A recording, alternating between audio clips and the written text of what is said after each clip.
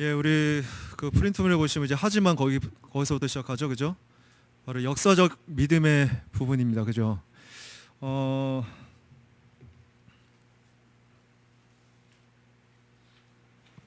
녹음기를 안 틀어서. 예. 자, 우리 역사적 지금 믿음, 특별히 지금 존호에는 칭의, 의롭게 여겨주시는 믿음. 이게 어떻게 보면 기독교에서 말하는 이제 참된 믿음의 요소입니다. 그죠? 근데 이거와 다르게 믿음에는 믿음의 종류가 있는데 지금 우리가 배우는 것은 역사적 믿음, 그리고 두 번째로 어떤 믿음? 바로 그 다음에 언급하는 게 일시적 믿음. 그리고 하이델베르크 요르문담에서는 이거에 대해서 하나 더 구분해서 얘기하죠. 그게 뭐죠? 예? 기적적인가요? 예. 기적적이라고 하나요? 예. 뭐 이적, 그죠? 기적적 믿음. 이걸 구분짓고 있어요. 예. 근데 이제 계속 우리가 역사적 믿음에서 지금 들으시고 있지만, 배우고 있지만, 자, 이 믿음과는 본질과 분명히 차이가 있다는 거예요. 참된 믿음, 칭의에 관련된 이 의롭게 여기진 믿음과는 이 세 가지가 분명히 차이가 있다는 거예요. 그래서 지금 존 앤이 얘기하는 것은 이 믿음을 착각하지 마라. 예, 구분을 시켜주고요.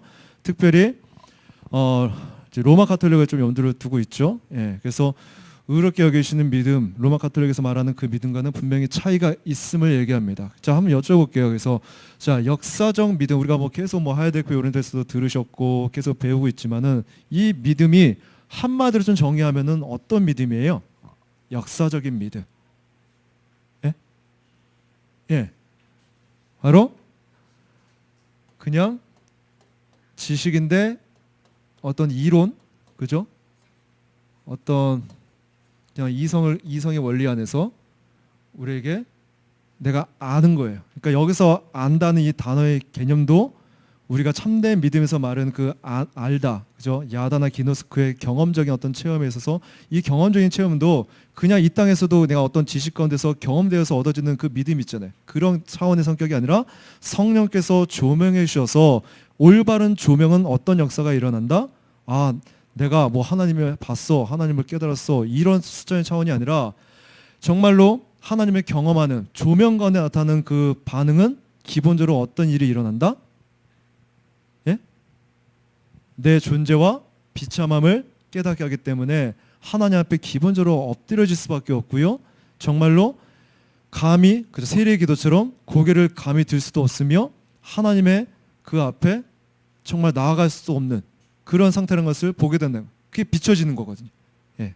그러니까 어떻게 보면 기존의 자기의 생각과 잘못된 생각에 똘똘 묻혀 있었던 그 완악함들이 다 성령께서 조명하시는 역사거든요. 근데 말씀의 수단이겠죠, 그죠? 말씀의 수단을 통해서 조명하심을 통해서 내가 얼마나 하나님 앞에 죄인된지를 직시시켜 준다는 거예요.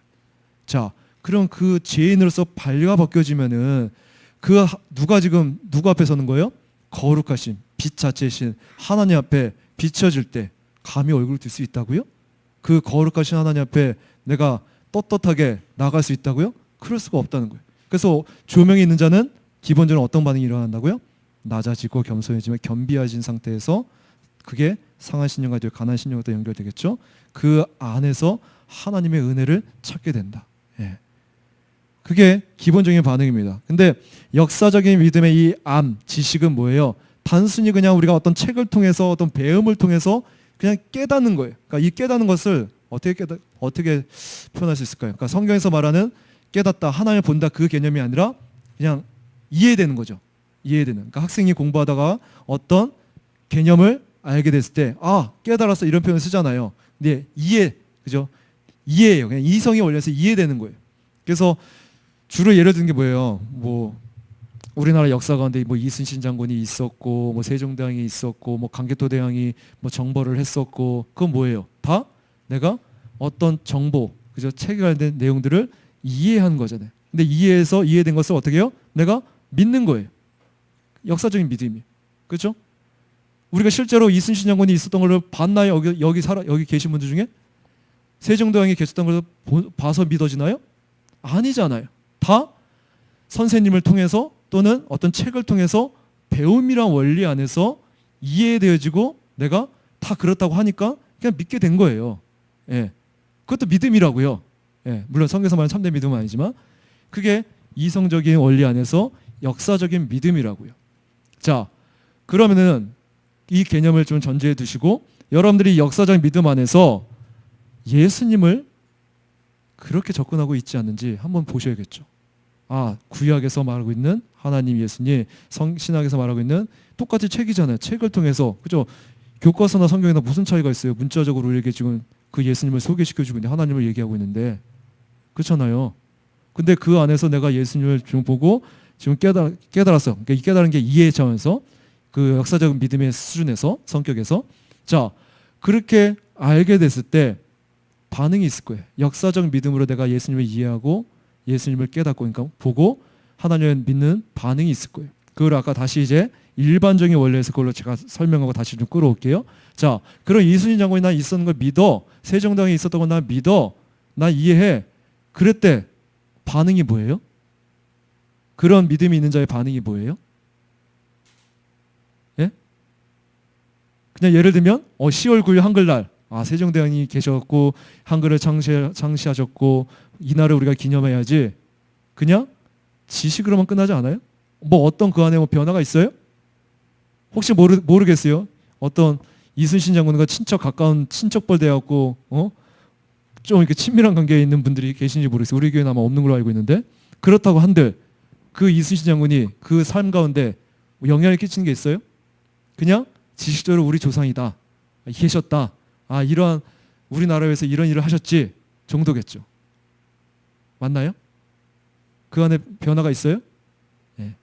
역사적인 믿음은 지식적인 점에서 그 정도 역할밖에 못한다. 자, 근데 이걸 이제 아까 예수님 그 신앙으로 좀 끌어올게요. 그러면 여러분이 역사적인 믿음인지 아닌지를 한번 점검해 볼 때 하나님은 분명히 성경에서 하나님을 말씀하고 있잖아요. 그죠? 예수님을 이야기하고 있잖아요. 그 예수님께서 행하신 일들이 다 기록되어 있잖아요. 하나님의 역사가 기록되어 있잖아요. 그죠? 근데 그 역사적인 믿음으로 내가 하나님을 보게 되는 반응이 있어요. 그게 뭘 것 같아요? 아까 이순신 세종대왕을 끌어서 그대로 한번 대입시켜 보세요. 어떤 반응이 나타날 것 같아요? 그런 믿음은 성경에서 하나님이 일하신 하나님 행하신 사건들을 내가 이해하잖아요. 읽었잖아요. 보잖아요. 예수님이 이렇게 나병 환자를 고치셨지. 예수님은 이 성막의 규례를 제정하셨고 이스라엘 백성들을 이렇게 질서 가운데 이끄셨지. 지금 다 뭘 얘기하는 거죠? 성격이? 이해의 점에서 어떤 교훈적인 지식만 전달하는 정도일 거예요. 자, 그런 교훈적인 지식만 이해시키는 정도의 지식이 그 사람을 변화시킨 게 있나요? 있어요? 그냥 알고 있다, 이해한다 정도겠죠. 근데 만약에 그거를 역사적인 믿음을 가지고 우리가 참된 믿음이라고 얘기한다면은 누가 가장 믿음이 좋은 사람이에요? 쉽게. 어떤 이해의 원리 안에서 내가 그 이해의 원리 안에서 지식의 그냥 체험 지식을 아는 수준에서 이게 참된 믿음이야. 이 역사적 믿음이 참된 믿음이라면 누가 가장 믿음이 좋은 사람이에요? 쉽게. 더 많이 아는 사람. 바로 신학교 교수라든가 그저 가르치는 자가 믿음이 가장 좋겠죠. 그걸 말하고 있지 않다라는 거예요. 그죠? 역사적인 믿음은 지식 수준에서 끝이라는 거예요. 자, 그래서 요걸 좀 전제해 놓고 그 다음 일시적 믿음까지 좀 얘기를 해볼게요. 내용 한번 들어가 보겠습니다. 자, 하지만 그것이 놓여있는 동의의 본질에서 역사적인 믿음이라 불리는데 이는 그것이 우리에게 믿을 수 있도록 증거된 역사적인 것들에 대하여 우리가 동의하는 것이기 때문이다. 그리고 이런 믿음은 그 근거와 이유와 또한 그 결과와 관련하여 다양한 차이와 정도를 보인다. 그 근거와 관련해서 모든 믿음은 증거에 대한 동의이며 신적인 믿음은 신적인 증거에 대한 동의이다. 그리고 증거를 받아들이는 것에 따라 이 믿음의 차이나 정도가 생겨난다. 어떤 사람들은 오직 인간적인 동기로만 믿음을 이해하고 믿음의 신뢰성을 이성의 판단에 맡긴다. 그리고 그들의 동의는 단지 그들의 자연스러운 행동에 불과한데 이런 동의는 이런 역사적인 믿음의 가장 낮은 정도이다. 어떤 사람들은 영적인 조명에 의해 자신들의 지성이 활동하게 되어 믿어야 할 신적인 진리에 대한 증거들을 발견하고 그런 믿음에 이르게 된다. 그들이 이런 증거들에 주는 동의는 이전의 종류에 대한 동의보다 더 견고하고 활동적이다. 예. 그래서 지금 역사적인 믿음이 무엇인지를 이야기하고 있어요. 그래서 지금 뭐예요? 근거, 그 결과가 뭐로 나타난다? 이 믿음은 증거에 대한 동의. 그리고 신적인 믿음이라면 신적인 증거에 대한 동의로 나타날 것이다. 예. 근데 그게 뭐다? 바로 지성의 그 범위 안에서, 범주 안에서, 아까 제가 전제로 얘기했듯이 그냥 예수님이 이런 일을 하셨지, 어떤 교훈의 지성적인 성격 안에서 그냥 내가 이해될 거라는 거예요. 예. 이게 역사적인 믿음의 성격이라는 거예요. 또한 이런 믿음은 그 결과에 있어서도 차이와 정도를 보여준다. 어떤 사람들에게 믿음은 의지나 감정에 결코 혹은 거의 영향을 주지 못하거나 사람들의 삶에서 어떤 변화도 일으키지 못한다. 이 경향은 자신들이 복음을 믿고 있지만 온갖 죄 가운데 살고 있다고 고백하고 있는 사람들에게도 마찬가지로 나타난다. 이런 차원에서 사도 야고보는 이런 믿음을 죽은 믿음이라고 부르며 이런 믿음은 생명도 움직임도 없는 죽은 시체에 비유된다. 그래서 이런 믿음을 사도 야고보가 뭐라고 해요? 죽은 믿음이라고 얘기하잖아요. 한번 볼까요? 야고보서 2장 14절입니다.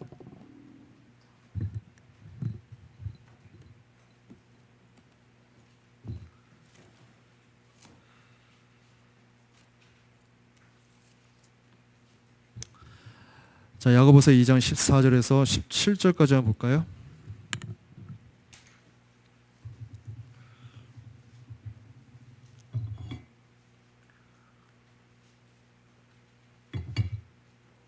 예, 같이 읽겠습니다.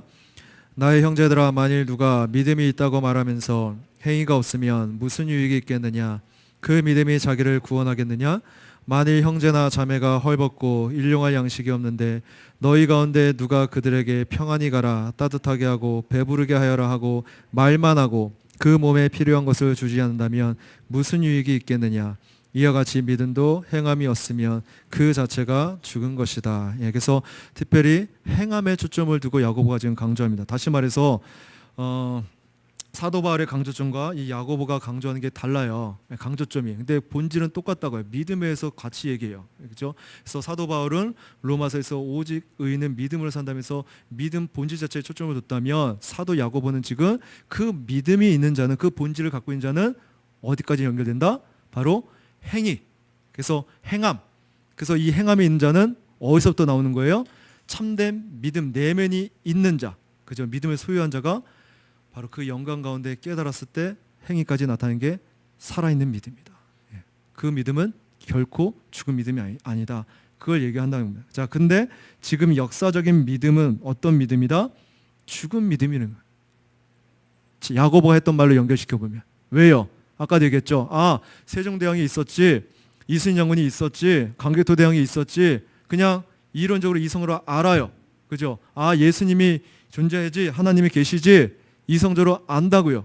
근데 어떤 삶에 내 영향에 변화가 없어. 끼치는 게 전혀 나타나지 않아. 왜요? 이성에만 머물러 있기 때문에.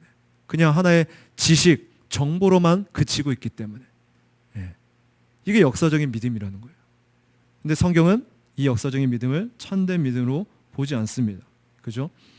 그래서 사실 이 역사적인 믿음과 조금 비슷한 칼빈이 기독교에서 말하는 믿음이 뭐예요? 똑같은 지식을 강조하면서, 자, 이것도 얘기해 볼게요. 자, 믿음에는 두 가지가 있다고 했죠. 원래는 하나예요. 하나인데 구분해서 표현한다면 바로 아까 얘기했듯이 가르침, 배움에 관련해서 지식, 앞에가 수식을 붙이면 참된 지식, 그리고 참된 지식이 내가 그 사람에 대해서 또는 이제 하나님에서 어떤 누군가의 대상에 대해서 올바른 지식들에 대해 계속 접해요. 이걸 하나님으로 좀 풀어볼게요. 하나님에 대한 내가 지식, 그리스도께서 하신 일. 그래서 이 믿음에 관련해서 참된 지식은 뭘 배울 수 있어요? 계속해서 교회에서 우리가 뭘 배워요? 다 지식과 관련돼서 배우는 거거든요. 뭐가 있을까요? 쭉 열고 한번 해볼까요? 여러분들 지금 교회에서 뭐 배우고 있어요? 네? 섭리, 하나님의 섭리, 또요. 하나님의 영광, 속성, 그리고 그리스도의 사역, 그죠? 높아지신 낮아지신 뭐 삼중직 사역들 또 뭐 배우세요? 네? 아 마이크? 자 하나님에 대한 부분뿐만 아니라 또 뭐 배워요? 그렇죠? 인간론의 성격 안에서 죄가 무엇인지 또 뭐 배우게 될 거예요. 듣게 될 거예요. 죄를 얘기하면 또 뭐가 나오죠? 뭘 배워요? 죄만 얘기하나요? 예? 예, 바로 회개가 참된 회개가 무엇인지, 그죠? 용서에 대해서도 또 배울 것이고, 그죠? 뭐 용서와 관련돼서 십자가, 부활, 이게 뭐 이제 그리스도의 사역과 다 관련되지만, 그 승천, 그리고 성령의 사역이 무엇이고, 삼위일체 하나님, 뭐 하나님의 본질 속성에 다 포함되어 있는 것이고, 계속해서 이런 배우는 것들이 원리가 다 뭐예요? 참된 지식과 관련된 거예요. 근데 이 참된 지식에 대해서는 근원이 어디서 나온다? 다 성경, 그죠? 말씀, 뭐 교리, 그죠? 이것들을 지금 다 우리가 배우고 있잖아요. 그죠? 배움에 올려서. 그래서 개혁교회에서 공통적으로 가르치는 교리들이 뭐예요? 우리가 지금 배우고 있는 웨스트민스터 신앙고백 대요리 소요리 문답 외에도 하이델베르크 요리 문답, 벨기에 신앙고백서, 스위스 제2 신앙고백서, 그죠? 제네바 요리 문답, 그죠? 그 교리들을 왜 배워요? 같은 성경의 정통의 그 흐름 원리 안에서 조금씩 강조점은 다르지만 큰 카테고리는 다 같은 지향점을 띠고 있기 때문에 그래요. 예. 그래서 예를 들면 강조점이 다르다는 것은 뭐 하이델베르크 요리문답에서는 어떤 믿음이나 성례 부분을 그 당시 시대 배경 안에서 강조했었고, 벨기에 신앙고백서는 교회론 쪽에 좀 강조를 뒀었고, 칼빈 같은 경우는 이제 경건에 좀 초점을 뒀었고, 초점을 좀 두긴 하지만 큰 카테고리의 지향점은 같다는 거예요. 다 성경의 올바른 참된 지식과 관계돼서. 참된 지식과 관계됐다는 것은 뭐와 영역이 있다? 참된 믿음과 연결됐다. 그래서 이런 것들을 배우면 배울수록 뭐가 더 일어난다? 아까 두 가지로 구분할 뿐이지 한 요소라고 했어요. 참된 믿음은 뭐가 일어난다? 네. 굳은 신뢰 또는 확신이라고 할 수 있겠죠. 왜요? 다 누구에 대한 지식들이에요? 하나님의 것들, 하나님의 것들. 그렇죠? 그래서 항상 우리가 묵상관에서 하나님의 영광을, 그리스도의 영광을 바라 깨달아야 된다, 그걸 추구해야 된다고 할 때 그 말은 뭐예요? 내 안에 하나님의 영광을 봤어요, 뭐 자비의 영광을 봤어요, 사랑의 영광을 봤어요, 또는 긍휼의 영광을 봤어요. 그러면 그게 내 안에 심겨진다는 거예요. 봤다는 것은. 그러면 자, 심겨졌어요. 내 생각과 마음에 심겨졌어요. 그러면은 심겨진 게 어떻게 된다? 안에 있는 게 나오게 돼 있다. 그죠? 이게 기본적인 원리예요. 항상 우리 마음에 있는 것이 입 밖으로 나오느니라. 그러면은 항상 우리의 생각은, 아까도 우리가 세례말 때 잠깐 언급했지만, 우리 이 사고 생각은 한 번도 그냥 생각이 없어? 그러니까 아무 생각 없어? 이게 있을 수 없다는 거예요. 있을 수 있는 건 아까 제가 두 가지로 표현했는데 딱 두 가지. 언제 있을 수 있을까요? 우리 생각 없이 산다고 할 때 보통 그 사람은 죽었거나 아니면 정말로 뇌사 상태, 뇌에 문제가 있거나, 그러면 생각 없이 살 수 있겠죠.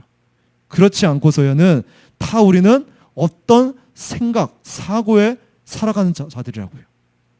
근데 그 사고가, 그 생각이 세상 것이냐, 정력적인 것이냐, 어떤 육적인 것이냐, 아니면 하나님 것이냐, 영적인 것이냐, 말씀에 따라, 말씀의 기준에 따른 것이냐, 그 차이만 있을 뿐이라고요. 그래서 영화의 단계까지 갈 때까지 항상 우리는 생각하며 살아갈 것인데, 때로는 이제 중생에서도 우리 안에 있는 이 부패성으로 말미암아 항상 우리는 이 죄와 씨름하면서 살아가게 될 거예요. 그래서 존 웬도 그렇고 청교도들이 계속 강조하는 게 뭐예요? 칼빈이 계속 얘기하는 게 뭐예요? 항상 죽임과 살림의 원리 안에서 죄 억제를 얘기하잖아요. 죄 억제. 그 말은 뭐예요? 이 생각은 항상 있을 것인데 없어지는 게 아니에요. 죄가 죽는 게 아니에요. 생각이 죽는 게 아니에요. 항상 대체되는 것이다. 예. 그러면 뭘로 대체할 것이냐? 참된 믿음이 있는 자는, 그렇죠? 의롭다 여김을 받은 자는, 의롭다 여김을 받는 믿음이 있는 자는 누구의 것이 심겨져 있는 자예요? 칭의라고 할 때 의롭게 여김을 받았다는 그 믿음은 누구의 의를 전가받았다는 거예요? 그리스도의 것이죠. 그리스도의 것은 거룩하고 의롭고 선한 것이죠. 그게 율법과 연결되고요. 그죠? 자, 그렇다면은 그 참된 믿음인 자는 어디로 갈 수밖에 없다? 하나님의 것 말씀으로 갈 수밖에 없다. 율법으로 갈 수밖에 없다. 이 율법으로 가는 원리는 율법주의가 아니죠. 그죠? 율법주의와 내가 정말로 그리스도를 사랑해서 하나님을 더 알고자 사랑해서 말씀을 지키려고 힘쓰는 것과 율법주의는 구분하셔야 돼요. 무슨 차이예요? 율법주의는 쉽게 말하면 내가 율법을 지킴으로 구원을 받을 수 있어. 내가 율법을 지킴으로 하나님의 사람이 될 수 있어. 자꾸 율법을 지키는 게 조건이 돼버리는 거예요. 근데 우리가 추구하는 원리는 그게 아니죠. 하나님께 받은 은혜에 감사해서 그리스도의 의가 심겨진 자는 그 은혜, 대속의 은혜에 감사해서 이제 율법이 삶의 규범으로서 마땅히 신자가 성화의 과정 속에서 행해야 될 규칙으로서 그 안에 사랑이 깃들여진 걸 알기에 더욱더 그것을 지키고자 힘쓰는 거예요. 그래서 요한일서에 보면 하나님의 사람에게 있어 말씀은 더 이상 무거운 것이 아니다. 그죠? 오히려 그 말씀을 사랑함으로 개념이 바뀌어버리는 거예요. 접근법이 달라지는 거예요. 그 전까지는 율법이 억눌렀어요. 나를 옥죄이고 모든 것들을 이렇게 차단하는, 그래서 자꾸만 이렇게 뭔가 하려고 할 때 제한되는. 근데 그렇게 될 수밖에 없죠. 왜요? 내가 하는 것들은 다 죄인데? 하나님과 분리됐을 때는 내가 생각하고 내가 행동하고 말하는 게 다 죄인데? 그렇기 때문에 율법이 어떻게 해요? 그 사람을 찌르게 되는 거예요. 그 사람을 제한시키는 거예요. 근데 이제 내 성향이 바뀌고 하나님을 사랑하는 그 마음으로 바뀔 때는 이제 그 율법이 어떻게 해요? 하나님의 속성과 그 본질이 깃들어졌기 때문에 이제는 더욱더 사랑의 동기가 돼서 그 말씀을 보고자, 지키고자, 따르고자 한다는 거예요. 예. 이 차이를 좀 구분하셔야겠죠? 자, 그래서 믿음에는 항상 두 가지여서 참된 지식이 심겨지고 계속해서 내가 알아가는 과정 속에 더욱더 그 하나님을 깨달을수록 뭐가 더 확신되어진다? 그 하나님이 더욱더 확신되어진다. 자, 그래서 뭐 예지만은 내가 어떤 사람에서 이렇게 믿어. 사실 사람은 믿음의 대상은 아니에요. 근데 제가 예를 들어서 나는 케빈을 믿어 할 때 이 말은 그냥 케빈에 대한 어떤 정보, 어떤 지식이 없이 말하는 건가요? 아니에요. 이 말의 그 뭐랄까요? 이 말의 증거는 케빈에서 내가 어느 정도 정보를 알고 지식을 알고 있기 때문에 난 케빈이 누군지 알고 있다는 전제하에서 믿는다고 얘기하는 거예요. 예.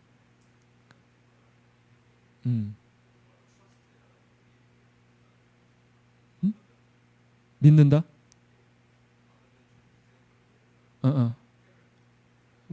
believe. 신뢰가 아니라 believe, 믿는. 아는 지식에 있어서. 자, 사람은 믿음의 대상은 아닌데 그냥 제가 예를 들어서 그 믿는다 말을 하기 위해서는 뭐가 전제가 된다? 그 사람에 대한 지식들, 정보가 있어야 된다는 거예요. 근데 만약에 그 사람에 대해서 아무것도 모르는데 그 사람을 믿어 이렇게 얘기하는 건 그건 뭐가 같다? 맹신과 같다는 거예요. 맹신이죠. 그게 로마 가톨릭이 얘기하는 아무 배움도 없이 가르침도 없이 지식도 없이 그냥 하나님을 믿어. 예, 이걸 로마 가톨릭에서 또는 맹목적인 맹신, 어떤 무당신학 그렇게 표현하는 거예요. 구분 짓는 거예요. 그러니까 항상 믿음에는 뭐가 전제된다? 참된 지식이 있어야 된다. 근데 이 지식은 다 하나님의 것, 말씀과 떨어지지 않는다. 그래서 성경에서 그래서 교회에서 주되게 하는 사역이라 할까요? 교회에서 하는 일이 뭐예요? 주되게 계속 교회는 가르치는 사역을 하는 거예요. 이 가르치는 일이 없어서는 안 된다는 거예요. 그래서 어떻게든 모여야 되고요. 어떻게든 그 배움의 자리에서 사실 이 가르침의 관련해서도 질서적인 차원에서 항상 뭐예요? 목회자, 사역자는 깨닫는 것들을 공급해 주는 위치잖아요. 도구의 역할을 해서. 그죠? 그래서 항상 사역자뿐만 아니라 우리 성도님들이 사역자로 해서 기도할 때는 뭘 놓고 기도하셔야 돼요? 사역자가 정말 하나님의 말씀을 많이 깨달아서. 그죠? 결국 그 깨달은 걸 갖고 사역자는 뭐예요? 그 자랑하나요? 아니잖아요. 깨닫게 되는 원리는 뭐예요? 사역자가 깨닫게 되는 원리는 결국 목양을 하기 위해서, 가르치기 위해서, 그죠? 그것도 먹이기 위해서 깨닫는 거잖아요. 목적 자체가, 동기 자체가 그걸로 그 아는 걸 통해서 권위를 내세우기 위함이 아니라, 그죠? 그러면 성도인들도 사역자에서 기도할 때는 반드시 기도할 내용 중에 뭐예요? 이 사역자가 정말 말씀을 연구하고 깨닫는 그 과정 속에서 더욱더 많이 그 영광을 보게 하셔서 우리에게 먹일 수 있게 해달라고 그걸 꼭 기도하셔야 돼요. 예. 그리고 사역자 역시도 하나님 앞에 그런 동일한 원리 기도 가운데서 어떻게 해요? 올바로 잘 전달할 수 있는 그런 도구로서 가르침의 은사를 더하셔서 더욱더 성도들에게 잘 어떻게 보면 적재적소에 그 상황에 맞게끔 그것들을 잘 가르칠 수 있는 그러한 깨달음을 허락해달라고 그걸 놓고 기도해야겠죠. 예. 자, 그래서 한번 읽어볼게요. 자, 그리고 이런 믿음은 사단이 동의하도록 강요하는 것과 똑같은 본성과 종류의 동의이며 세상에 풍부하다. 다른 사람들에게 이런 믿음은 말씀의 씨앗이 뿌려진 여러 종류의 땅에서 제시된 것처럼 여러 정도로 감정에 효과적인 영향을 미치며 그들의 삶에서 많은 결과를 생산한다. 이런 믿음은 아무리 형성이 된다고 하더라도 그것이 나오는 증거와 그것이 생산하는 결과와 관련하여 보통 일시적인 믿음이라고 불린다. 예. 그래서 지금 두 번째 믿음이 뭐예요? 역사적인 믿음 다음에 일시적인 믿음이에요. 자, 그래서 역사적인 믿음과 달리 일시적인 믿음은 어떤 차이가 있을까요? 역사적인 믿음과 일시적인 믿음은 어떤 차이가 있을까요? 자, 역사적인 믿음은 지식만을 얘기했죠. 지식, 그죠?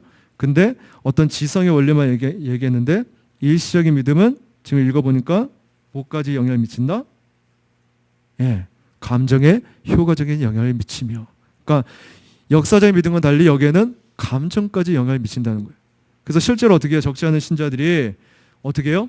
처음 예수님을 믿을 때 보통 어때요? 감정적으로 막 이렇게 말씀을 듣고 들었어요. 지성의 원리가 있어요. 지식의 원리가 있어요. 근데 그 감정을 건드리면 그 사람들은 어떻게 반응하죠? 교회 안에서 그 감정을 가지고 열심히 봉사하고, 그죠?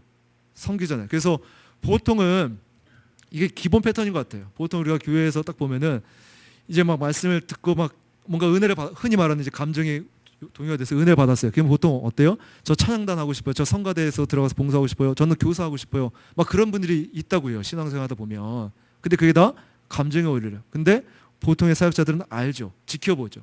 예. 그래서 뭐예요? 처음부터 그런 봉사하는 자리에 세우지 않아요. 예. 왜요? 한번 지켜보는 거예요.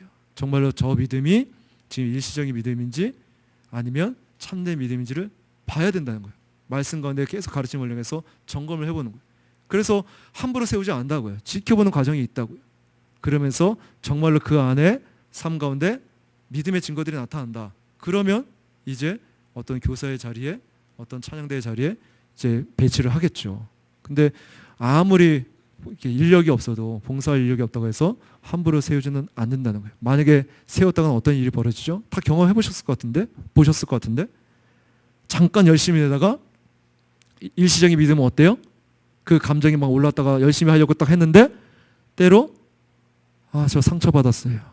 저 시험 들었어요. 하면서 그때부터 가장 먼저 뭘 내려놔요? 자기가 했던 봉사를 다 내려놔요. 못 보셨나요? 교회 안에 그런 일들 많이 보잖아요. 그래서 흔히 삐지고, 근데 삐지는 원리가 뭐예요? 나 좀 알아달라는 거예요. 누가 알아달라는 거예요? 예, 사역자가. 예. 한번 보세요. 한번 생각해 보세요. 다 그런 원리예요. 예. 그래서 일시적인 믿음은 우리 성경 말씀대로 보면 어때요? 잠깐 말씀을 들어서 기쁨은 있으나 뿌리를 내리지 못하는 어떤 비유? 돌밭에 뿌려진 그 비유를 얘기하잖아요. 뒤에서 이제 얘기하잖아요. 그죠? 그래서 보통 이런 일시적인 믿음은 언제 많이 나타나요? 지금이야 이제 뭐 잘 코로나로 해서 그런 모임도 쉽지 않지만 보통 수련회 때, 그죠? 어떤 부흥회 때, 그죠? 감정을 건드리는 그런 집회가 있을 때, 그죠? 항상 어떤 결단하게 하고 어떤 작정하게 해갖고, 예. 그래서 아마 저만인지 모르겠지만 보통 연합 수련회 가면은 청년들, 그죠? 청소년들 막 수련회 집회 가면은 찬양으로 다 감정을 다 띄워놓게 하고 마지막 밤에 뭐 시켜요? 예? 동성기도 하면서 뭘 시켜요 마지막에? 저는 제 인생을 걸겠습니다 하면서 헌신할 사람, 예, 서원시키면서 전 선교사가 되겠습니다 헌신할 사람, 예, 그것들을 막 이렇게 감정의 원리에서 막 그것들 결단을 시키잖아요. 예. 근데 일시적인 믿음인 사람들을 거기에 다 이렇게 손들었다가 나중에는 어떻게 해요? 다 흐지부지 되거나 오히려 훗날에 교회를 떠나가고 오히려 안티가 되는 것도 많이 보게 되잖아요. 그게 다 뭐예요? 일시적인 믿음이라고. 일시적인 믿음. 그 시험 드는 원리도 다 지금 자기중심적으로 깨지지 않는 그 상태에서 다 자기를 알아달라는. 예. 자, 근데 그런 일시적인 믿음을 가진 자들이 자기가 가짜 믿음, 잘못된 믿음이라고 알 수 있을까요? 예?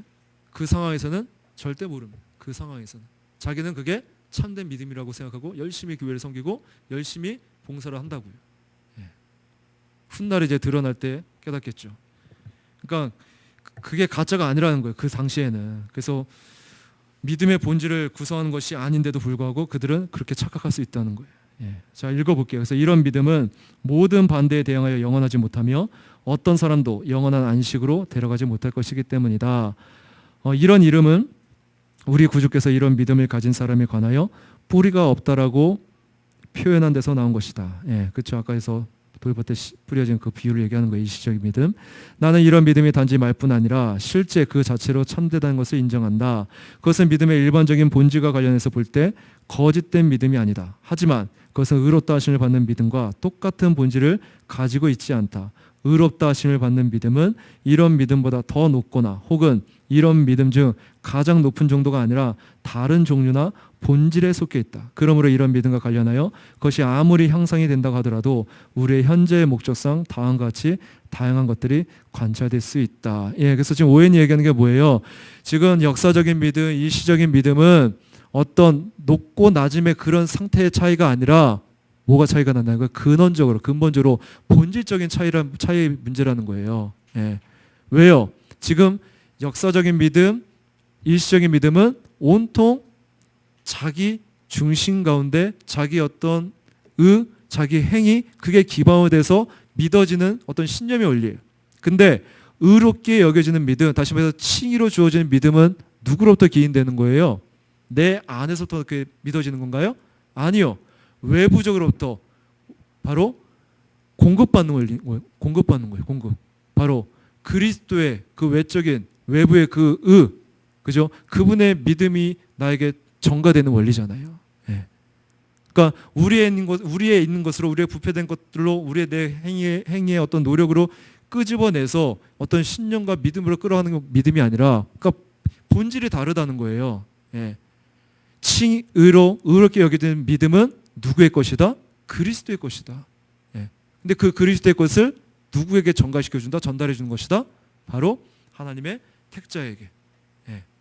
그렇기 때문에 연합됨의 원리에서 우리가 의로 전가받는 그 믿음이죠. 그러니까 자, 보세요.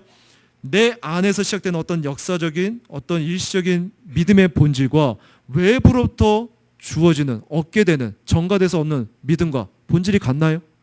다르다는 거예요. 성격 자체가 다르다는 거예요. 지금 그걸 얘기하는 겁니다. 예. 그러니까 가장 높은 정도가 아니라 이런 믿음은 뭐예요? 다른 종류나 본질에 속해 있는 것이다. 예. 자, 그래서 첫 번째 뭐예요? 다음과 같이 다양한 것들이 관찰될 수 있다. 사람들은 이런 믿음을 그 모든 결과와 더불어 가질 수 있으면서도 의롭다 하심을 받을 수 없다. 그리고 만약 그들이 다른 종류의 믿음을 가지지 못한다면 그들은 의롭다 하심을 받을 수 없을 것이다. 칭의는 이런 믿음으로 일어날 수 없기 때문이다. 사도 야고보는 어느 누구도 이런 믿음으로 의롭다 하심을 받게 되지 못한다는 것을 분명히 말하고 있다. 자, 그래서 의롭게 하시는 이 믿음의 핵심이 뭐예요? 다시 말해서 그 의의 성격을 우리가 좀 알아야겠죠. 예. 하나님께서는 완벽하시고 완전하신데 그 하나님은 어떤 것만 취하신다? 완벽하시고 흠이 없는 완전하신 것을 취하신다. 근데 이 땅에서 우리가 만들어내는, 우리가 믿는 어떤 역사적인 일시적인 믿음의 그 의는 완전한가요? 완벽한가요? 흠이 없나요? 그렇지 않다는 거예요. 그 안에는 온통 허물과 그죠? 부족함과 흠이 가득할 거예요. 근데 하나님은 그런 믿음을 받지 않으신다. 찾을 수가 없다. 예. 왜요? 본질이 다르기 때문에. 자, 그래서 우리에게 주신 게 어떤 의다? 바로 완벽하시고 하나님의 것, 하나님이 이루신 믿음, 하나님의 의, 바로 그리스도의 의다. 그리스도의 그 믿음, 그것을 우리에게 심겨주신다. 전가시켜주신다.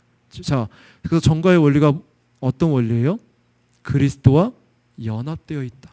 연합되어 있지 않으면 받을 수 없겠죠. 그죠? 그래서 뭐 우리가 그 김재승 교수님 세미나 때 뭐 연합의 그런 어떤 실제적인 예도 들었지만 뭐 포도나무 비유라든가 머릿돌 비유라든가 그죠? 부부간의 그 언약의 그 관계 안에 관계에서라든가 연합은 뭐예요? 내가 연결되어 있다는 거예요. 다시 말해서 갈라디아서의 표현대로 하면은 그리스도의 옷으로 우리가 덧입었다는 거예요. 예. 덧입었다는 표현은 뭐죠? 여전히 우리는 죄인이지만 이 부패성으로 말미암아 죄된 존재이지만 그리스도의 옷으로 덧입혀졌기 때문에 그분의 의로 가려졌기 때문에 하나님께서 우리를 바라보실 때는 우리를 죄인으로 보신 것이 아니라 그리스도 안에서 그죠? 그리스도 안에 속해 있기 때문에 그분은 그리스도를 바라보듯이 우리를 통해서 그리스도 통해서 우리를 보시기에 그리스도를 보는 것처럼 우리를 대해 주신다. 여겨 주신다. 이게 바로 칭의의 원리라는 거죠. 정가의 원리라는 거죠. 예. 자, 그래서 본질적으로 차이가 있다. 본질적으로 믿음의 본질적으로 그죠? 네. 2번인가요? 그래서 이 믿음은 비록 의롭다 하심을 받는 믿음은 아니더라도 사람들의 지성과 감정과 삶에 큰 결과를 가져올 수 있다. 그리고 그렇게 된 사람들은 자비의 판단을 볼 때 참된 신자들처럼 보일 수 있다. 어떤 자들이요? 이런 믿음인 자가 지금 2번에서 말한 자가 역사적인 믿음, 일시적인 믿음이 있는 자가. 그래서 실제적으로 어떻게 해요? 지성과 감정과 그죠? 그 지성과 감정에서 삶의 변화도 일어날 수 있다고요. 잠깐. 그래서 아까 씨앗 비유 말씀드렸잖아요. 밭에 씨 뿌려진 씨앗처럼 기쁨을 받았을 때는 정말로 변화가 이런 것 좀 보일 수 있다고요. 잠깐 동안 지성과 감정에 영향을 미쳤기 때문에. 근데 참된 신자처럼 보일 수 있다 하더라도 그게 오래 지속되지 못한다. 한번 볼까요? 아까 우리가 말씀 찾아보지 않았지만 마태복음 13장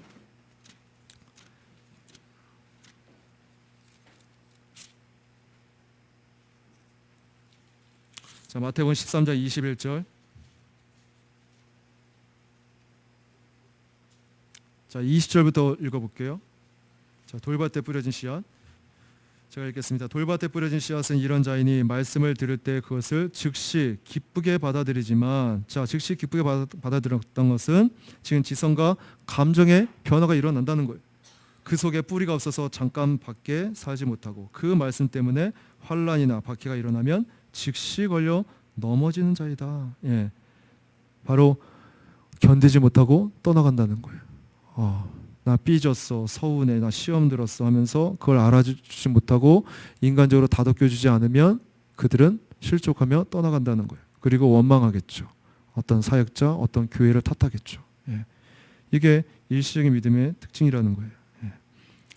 자, 그래서 이런 믿음은 어떤 믿음이라고 얘기합니까? 3번입니다. 이 믿음은 따로 분리되어 있는 믿음이다. 그렇죠? 그래서 아까 칭의로 의롭다기 받는 믿음은 연합된, 그죠? 분리되지 않은 믿음인데 이런 일시적인 믿음은 어떤 믿음이다?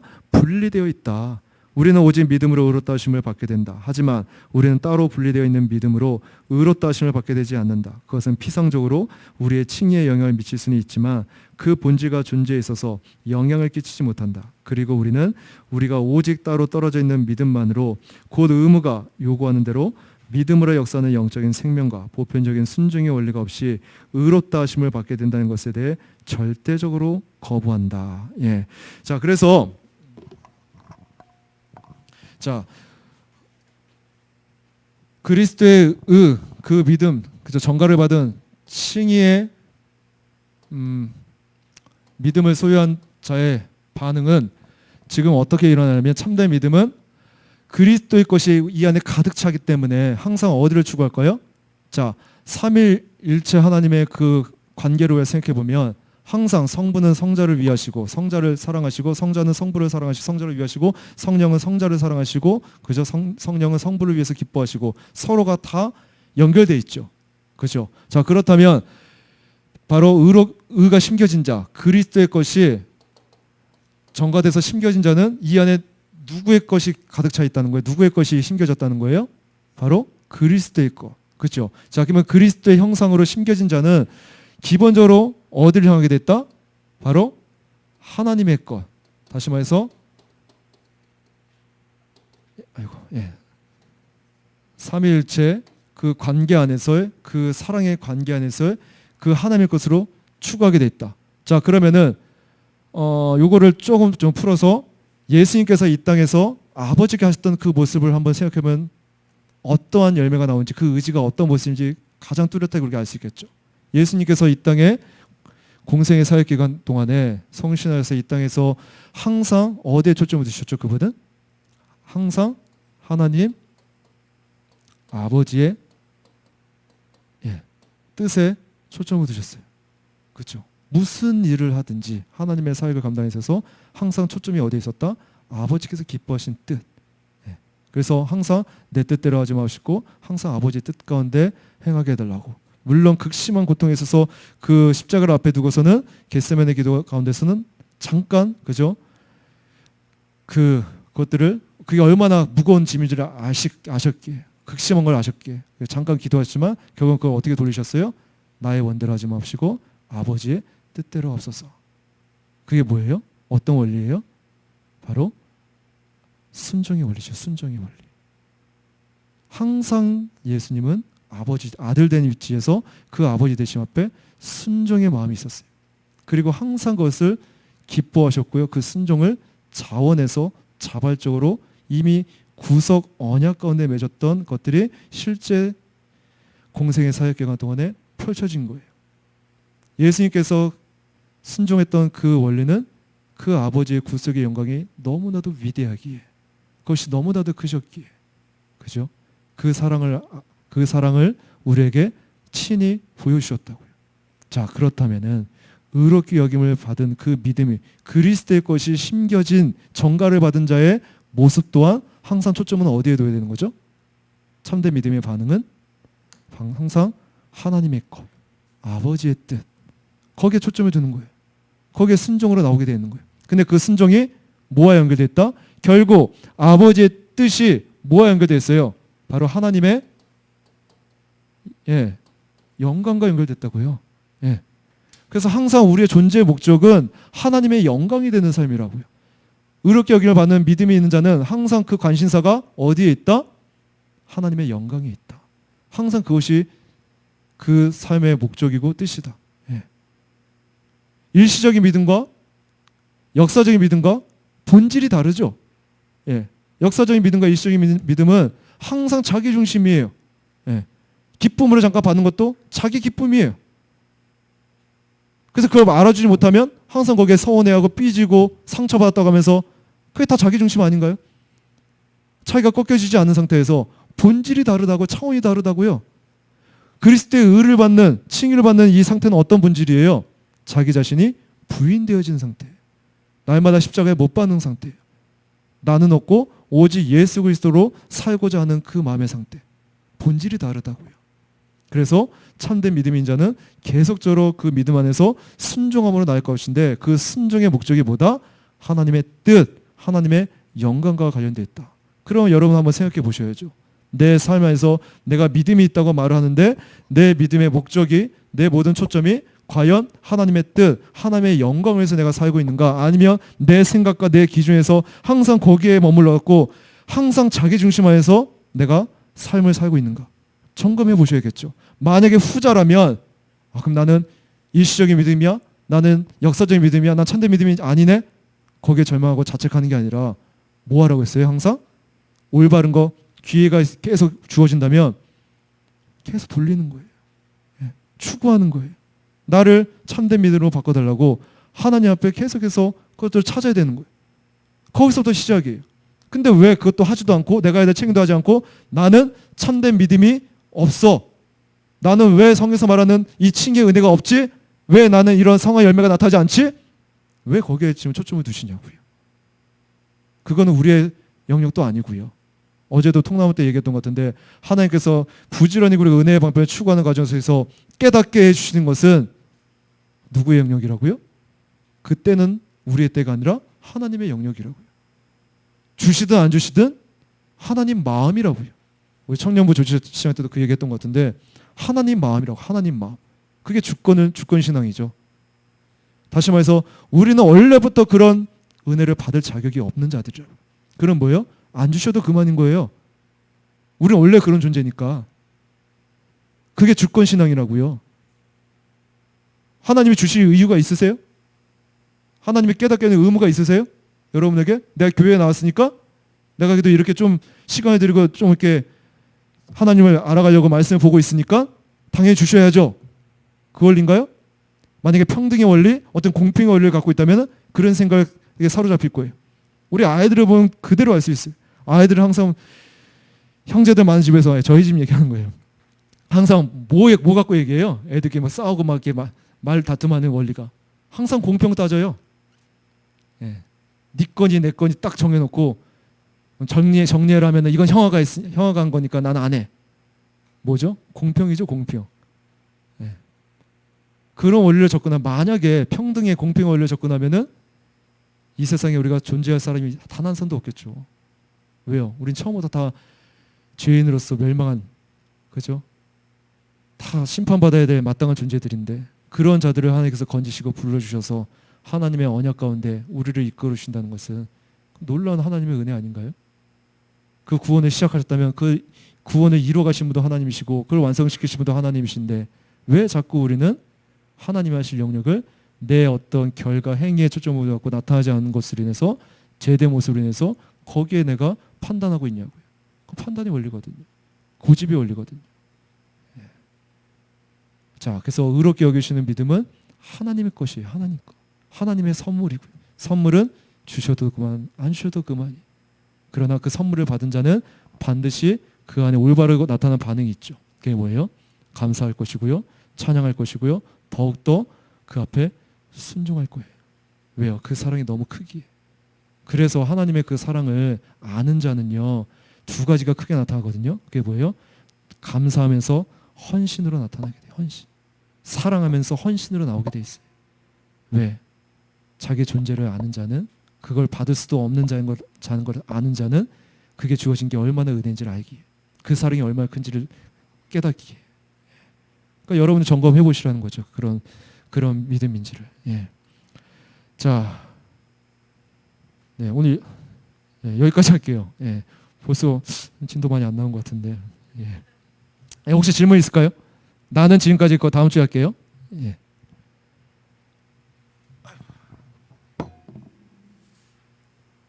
없어요? 네. 그냥 빨리 가고 싶어요. 예.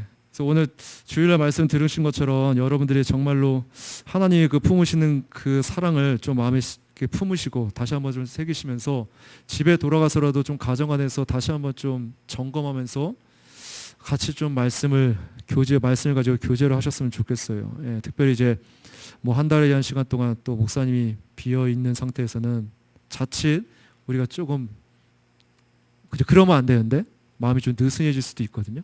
예, 근데 다 아시죠? 우리는 다 어떤 당회든 원리든 보고가 다 들어가야 목사님이 어떤 그 위치에서 나오지 안 보일 뿐이지 다 들려요. 예, 그러니까 물론 우리가 초점을 사람을 의식해서 하는 건 아니지만. 예, 성숙된 신앙은 그죠? 어떤 사역자를 보고 하는 게 아니라 하나님을 보고 하는 거기 때문에. 근데 혹여나 그런 분들이 있을까봐 말씀드리는데 어떻게든 정말 이럴 때일수록 더 여러분들이 하나님을 알아가는 연구하는 그게 믿음의 원리니까 거기에 좀 시간을 할애하시고 그리고 뭐 저를 위해서도 그 사역자를 위해서도 좀 기도해 주세요. 그래서 더 많은 깨달음 안에서 먹일 수 있도록. 그래서 깨달음이 있어야 솔직히 먹이잖아요. 그러니까 사실 저도 이렇게 말씀을 준비하면서 한 이틀 동안 이렇게 아픈 시간을 보내면서 너무 힘들더라고요. 막 좀 이렇게 앉아서 공부하려고 좀 연구하려고 하면은 기본적으로 두통이 있으니까 집중이 안 되는 거예요. 막 무기력해지고 막. 근데 이제 어쨌든 지금 하나님께서 또 이렇게 힘을 주셔서 또 가르칠 수 있고 설 수 있다는 건 은혜죠. 그러니까 계속적으로 또 저를 위해서도 기도해 주시면 좋겠습니다. 자, 질문 없으면 제가 기도하고 마칠게요.